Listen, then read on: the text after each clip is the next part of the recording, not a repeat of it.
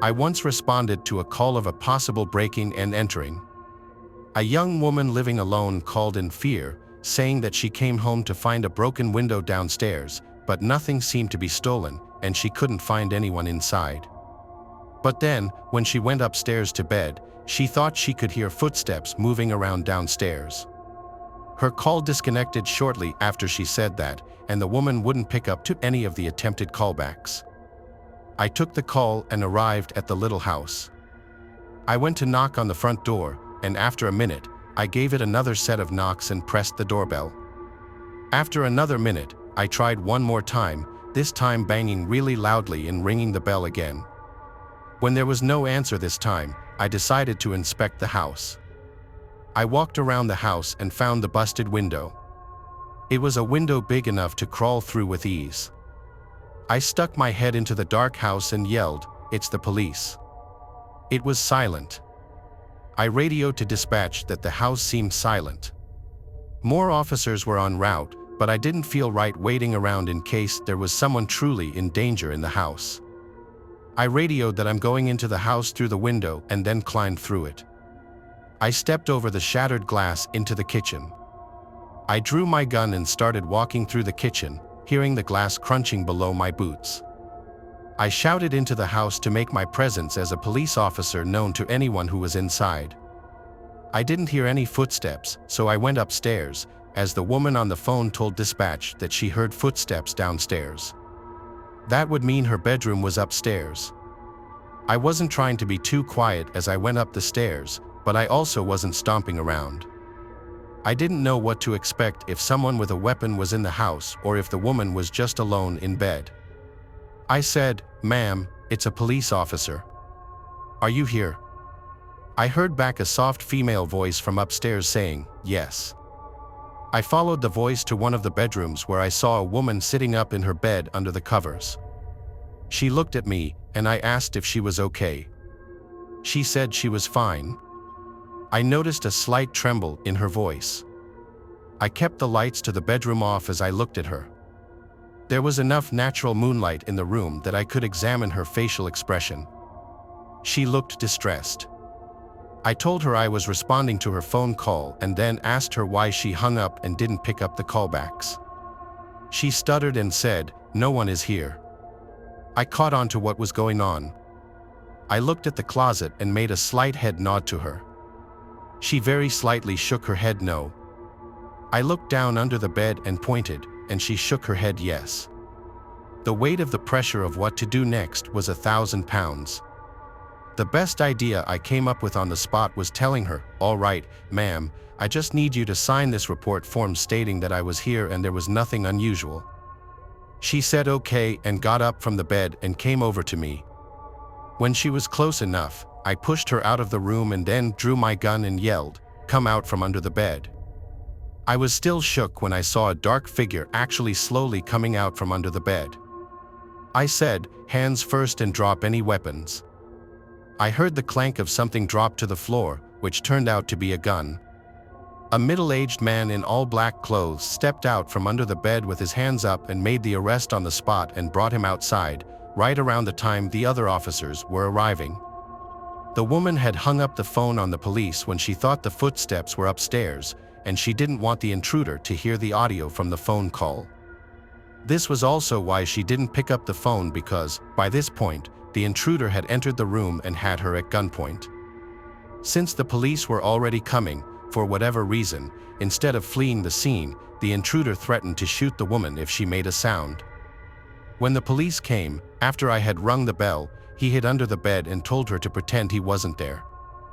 I'm glad I was able to catch on to the situation. It could have gone a number of ways if I hadn't.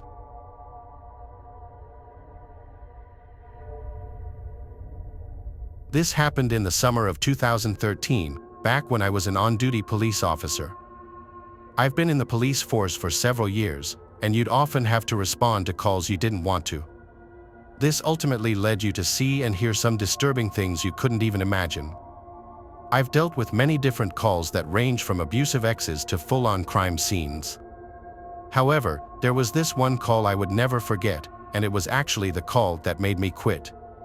As I said, it was the summer, and I had just gotten done eating lunch when I received a call from an operator at the station. As the story went, an 11-year-old sister was home alone with her 3-year-old brother, who had reported him missing as she couldn't find him for hours. Now, normally, calls with missing children would almost always turn up upon arrival, but that wasn't the case in this situation.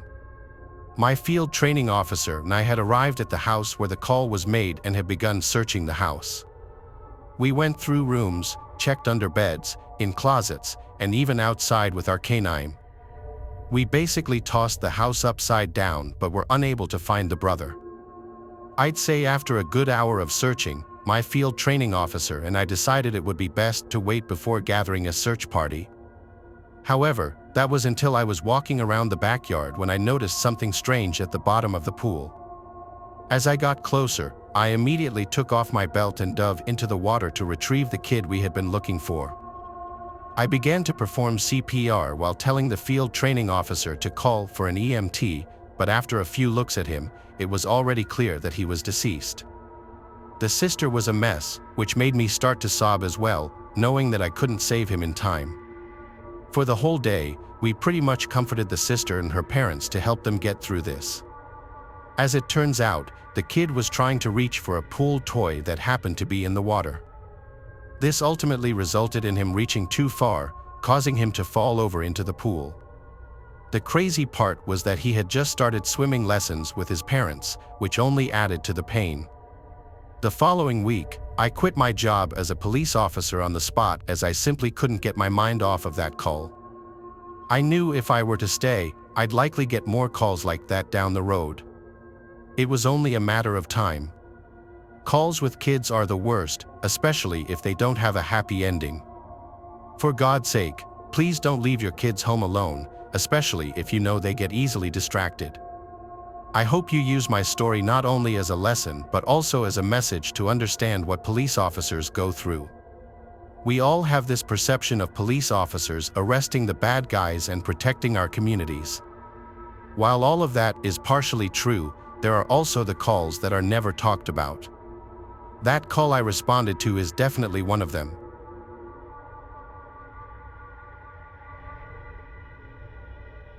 I was a state trooper for 23 years, and through the years I experienced it all, or at least that's what I thought at the time.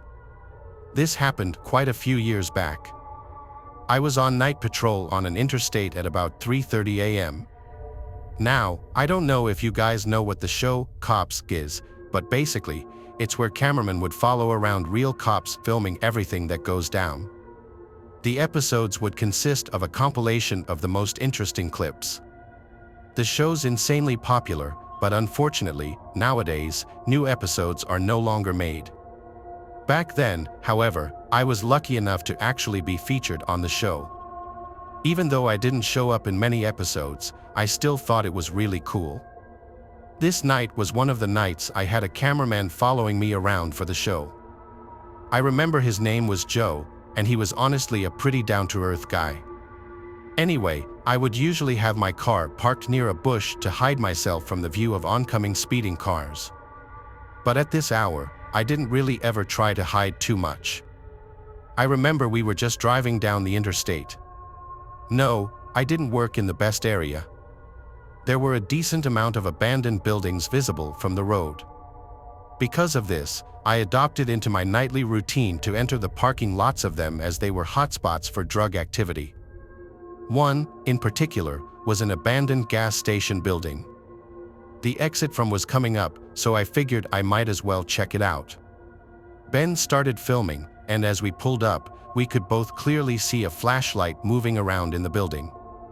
I pulled into the parking lot and put the car in park. At this point, I was almost positive some sort of drug deal was going on inside as I could still see the flashlight moving around. But a part of me hesitated as there were no other cars in the parking lot. I also realized if there was a drug deal going on, there would have been at least 2 flashlights visible from the outside of the building. I figured either way I'd have to investigate. I went over to the cruiser's speaker, yelling out, "Police," and explaining how whoever was inside needed to exit the building immediately. Right as I did this, the flashlight from inside turned off. It was now eerily silent. I decided I'd have no choice but to enter the building and to get whoever was inside to leave. So, I did. I got out of the cruiser and proceeded to walk towards the wide-open front door with Ben and his camera not far behind me. As I approached, I couldn't help but notice a terrible smell. It was as if an animal died in there and had been in there for at least a week. I peeked inside with my flashlight and once again yelled out, "Police." This gas station was small, so any sound could pretty much be heard from anywhere in the building. I stayed quiet for a second, just listening. That's when I swear I could hear what sounded like something being dragged across the floor from the other side of the building. "Who's there?" I got no response. I walked inside the building, and in one of the back rooms, I could see what looked like a figure. I shined my flashlight in the figure's direction, but right as I did, whoever it was bolted and eventually left through a back exit. I started chasing after the guy, but as soon as I exited the same back exit, I didn't see anything. Almost the whole area was surrounded by a cornfield, so there was no way I was gonna find this guy. But I figured I had to try. I ran out in some random direction but stopped only after a few seconds, realizing it was pointless. Defeated and still confused as to why the guy ran, Ben and I went back to the gas station. But what we found left behind made it perfectly clear. There, in the back room, we found the lifeless remains of a dead body. I immediately called for backup, explaining the situation. Unfortunately, the guy responsible was never found, and the body itself couldn't be identified for obvious reasons. What we caught on video that night was never used in the final show.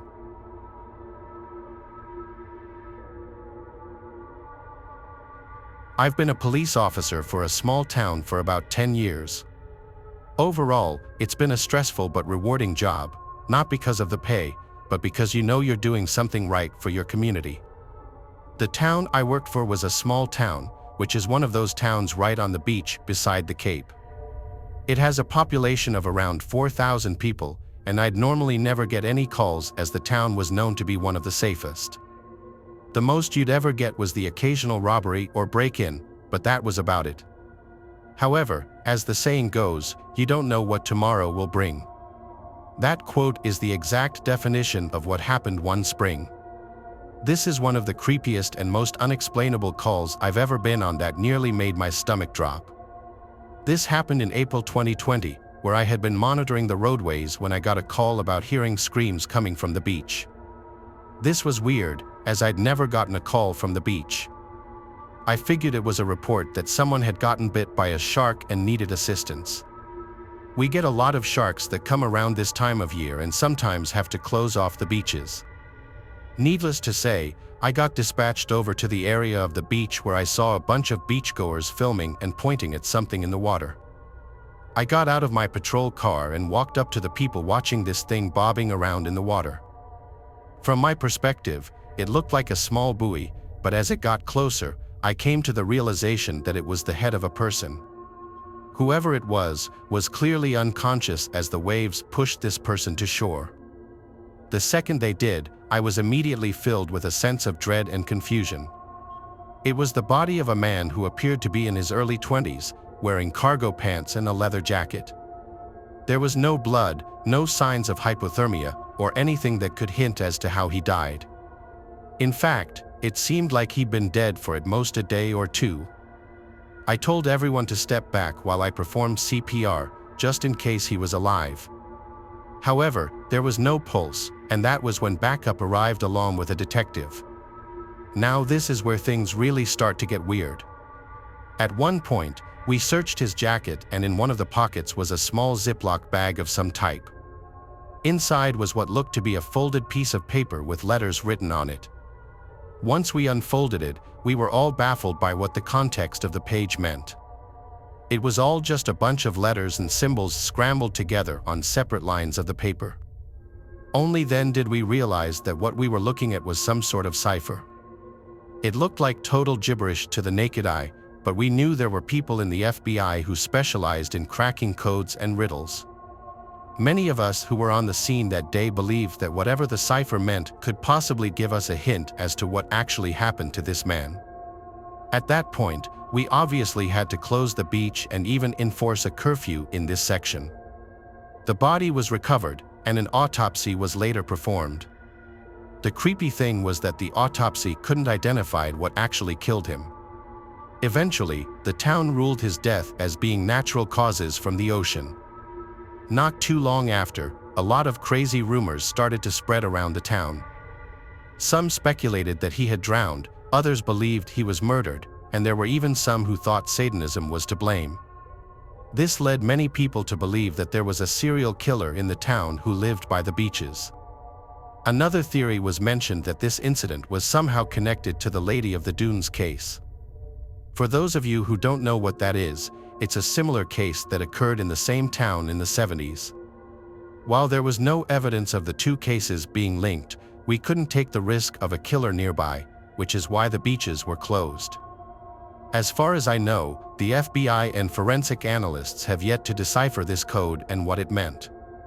Even with advanced computer programs, it's been a few years now and this case still haunts me. Every time I think about it, more and more questions pop into my head about what really happened. How did he die? Why did he have an encoded cipher? And what sort of riddle would be uncovered had it been solved? It still freaks me out to this day.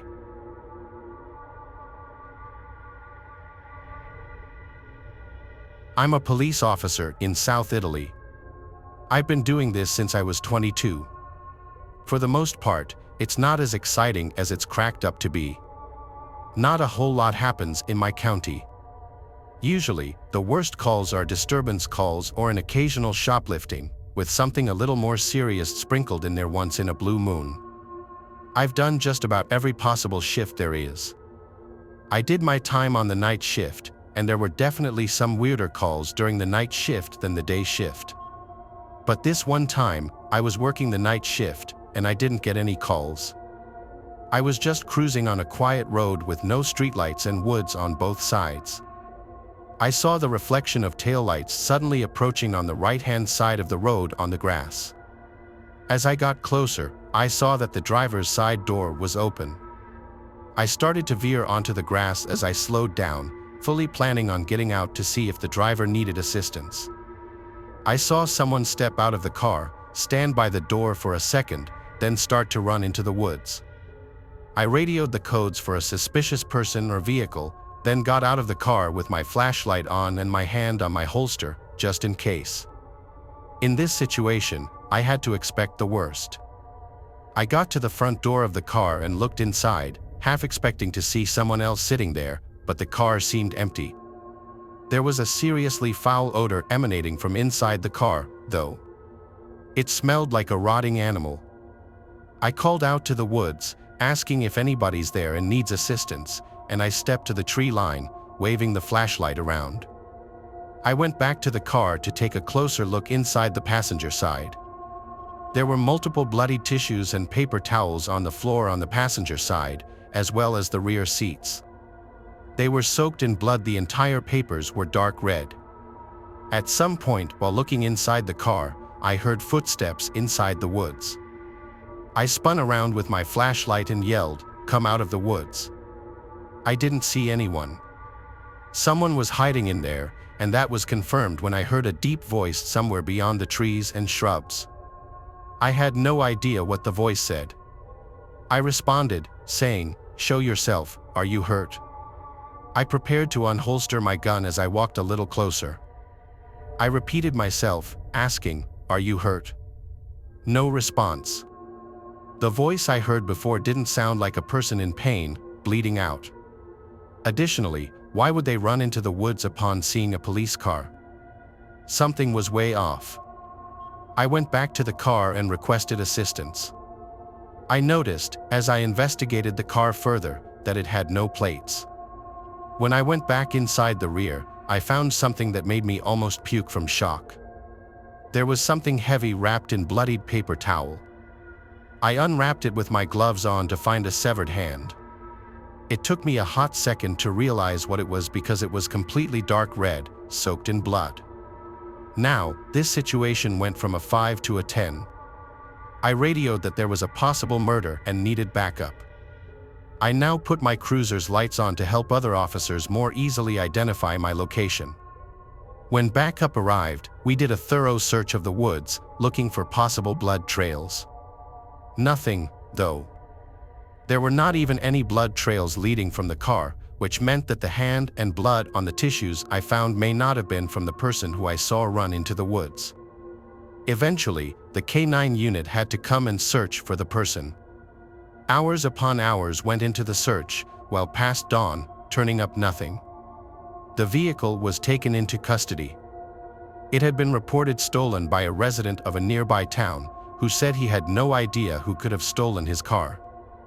Fingerprints had been collected from the steering wheel, and DNA testing had been done on the hand. There was not a single match to anybody in the database. To this day, there was never any progress in finding out who the driver of that car was and whose severed hand that was.